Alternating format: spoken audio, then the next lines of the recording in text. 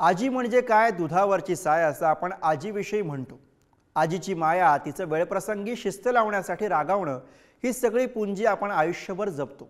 पण सध्या तंत्रज्ञानाच्या युगामध्ये अडकत चाललेल्या मुलांना आजीचा विसर पडू नये, तिची महती योग्य वयामध्ये त्यांना कळावी म्हणून यवतमाळच्या एका शाळेनं आजी पूजनाचा उपक्रम राबवला.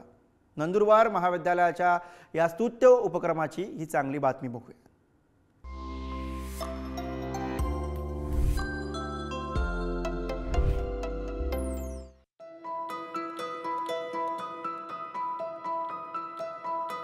आपल्यापैकी अनेकांच्या आयुष्यात आपले सगळ्यात जास्त लाड जर कुणी केले असतील तर ते म्हणजे आपल्या आजी आजोबांनी. पण सध्याच्या काळाच्या ओघात, धावपळीच्या जीवनात आपण आपल्या आजी आजोबांना वेळ देणं विसरत चाललोय अशी खंत आपल्याला कधीतरी वाटून जाते. काही वर्षांपूर्वी दिवसभर आपल्या मागे धावणाऱ्या आजी आजोबांचं आता वय झालंय आणि आता आपण त्यांना वेळ देण्यासाठी काहीतरी केलं पाहिजे याचाच आपल्याला विसर पडलाय असं दिसतंय. आणि नातवंडांचा वेळ मागण्याव्यतिरिक्त आजी आजोबांच्या अशा अपेक्षा तरी काय असतात ना. पण असा वडीलधाऱ्यांचा विसर येणाऱ्या पिढीला पडू नये म्हणून यवतमाळच्या एका शाळेनं स्तुत्य उपक्रम राबवलाय.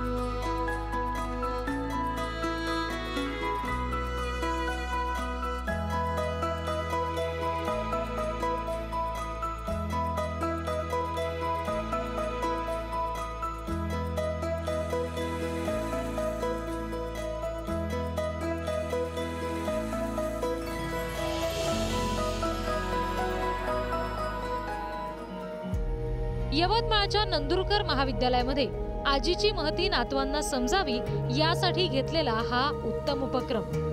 एरवी नातवंडांचा हात पकडून चालायला शिकवणारी आणि हीच नातवंड धावायला लागली की त्यांच्या मागे धावणारी, नातवंडांना ओवाळणारी, त्यांचं कोडकौतुक करणारी आजी इथे सत्कार मूर्ती होती. आपल्या आजीला हात धरून स्टेजवर घेऊन जायचं, आजीचे पाय धुवायचे, आजीचं औक्षण करायचं, असा हा उपक्रम संस्कारांची बीज पेरणार आहे असं म्हटलं तरी वावगं ठरणार नाही. हा उपक्रम राबवणारे नंदुरकर कुटुंबीय सुद्धा या विद्यार्थ्यांच्या आजींविषयी कृतज्ञता व्यक्त करतात.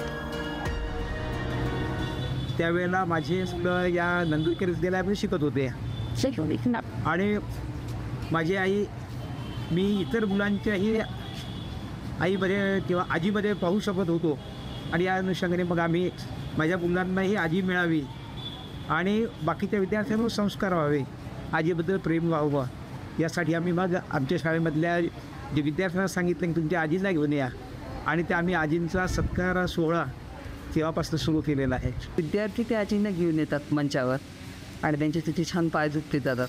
कधी नातवांनी आपल्या आजीचे पाय धुतले असेल म्हणजे त्यानिमित्ताने आजीचे पाय कसे आहे हे त्यांना बघता आले. आजीचा टिळा कधी लावला नसेल, आरती कधी केली नसेल आजीची, ठीक आहे. आजीचा सन्मान हा जसा या मंचावर झाला तो सन्मान त्यांचा घरी व्हायला हवा. आजीशी प्रेम करायला हवं, आजीशी बोलायला हवं, आजीला काय नको हवं नको ते बघायला हवं. हे सगळ्या करताना आपण कुठेतरी आजी हरवलो आहे, ती आजी या मुलांना परत भेटावी हा त्याचा मागचा उद्देश होता. या उपक्रमामुळे सगळ्या आजी सुद्धा अगदी भारावून गेल्या. एरवी आजी जेवण जरी भरवत असेल तरी सुद्धा मोबाईल आणि टीव्ही मध्ये रमणारी नातवंड आज मात्र आजीचे लाड करत होती. त्याच्यामुळे आजी सुद्धा हळव्या झाल्याचं पाहायला मिळालं आणि हा सगळा सोहळा बघून काही विद्यार्थ्यांच्या डोळ्यात सुद्धा पाणी तरळलं. आजीचा आदर करण्याची शिकवण देणारी ही संस्कारांची शिदोरी आयुष्यभर या विद्यार्थ्यांसोबत राहावी म्हणून या सोहळ्याचं आयोजन केलं गेलं. यावेळी आलेल्या सर्व आजींना भेटवस्तू सुद्धा संस्थेतर्फे दिली गेली.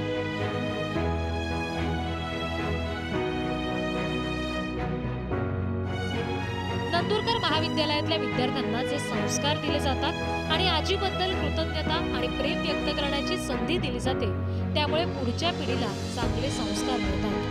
हे सोहळे सर्वदूर शाळांमध्ये व्हावेत ज्यामुळे वृद्धाश्रमांची भविष्यात गरजच भासणार नाही असं सुद्धा मत या उपक्रमाबद्दल पालक व्यक्त करतात.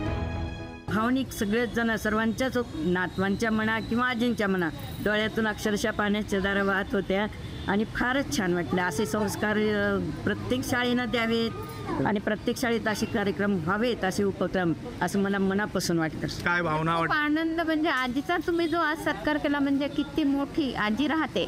आणि हे तुम्ही जे आता समजा प्रेरणा दिली पुढच्या लोकांना, म्हणजे नातवांना कसे संस्कार मिळायला पाहिजे, तर हे आम्हाला खूप म्हणजे आपलं आयुष्य घडवणाऱ्या, चांगले संस्कार देऊन समृद्ध करणाऱ्या आणि सगळ्यात जास्त लाड करणाऱ्या जगातल्या सगळ्या आजींना पुढारी न्यूजचा सुद्धा सलाम. यवतमाळहून कपिल शामकुवरसह वृद्धी म्हात्रे, पुढारी न्यूज.